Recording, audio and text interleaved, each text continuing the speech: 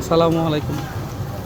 এই যে আমাদের দোস্ত এমদাদুল ব্যাটারি রিজেনারেশনের এই মেশিন এনেছে। দোস্ত এটা কিভাবে কি হয় বিস্তারিত বলো। আরে এমদাদুল এদিকে তাকাও ভাই, এটা কিভাবে কি করা যায়? এই ব্যাটারিগুলা কি করবা তুমি? মানে এটাতে কি হচ্ছে, এটাতে কি বোঝাচ্ছে? এটা কি এগুলা কি? এটা আমাদেরকে একটু বুঝাও তো ভাইয়া।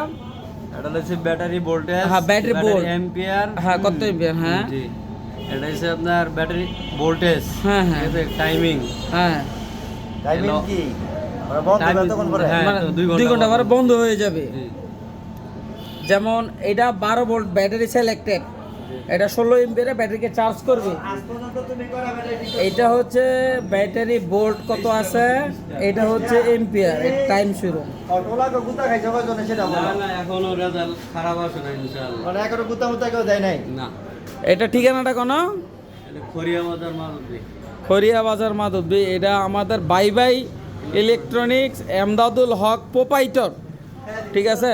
এতে এইখানে কিন্তু ভালো ব্যাটারি আছে, এগুলা রিজেনারেশন করা হয়েছে, খুব ভালো চলে। এটা এটা কি ভাইয়া? এটা কি? এটা হচ্ছে ডিজিটাল লোড টেস্টার। আর এই ব্যাটারিগুলিকে নতুন করে রিজেনারেশন করা হয়েছে, মানে এইটা আবার নতুন করে করতেছে।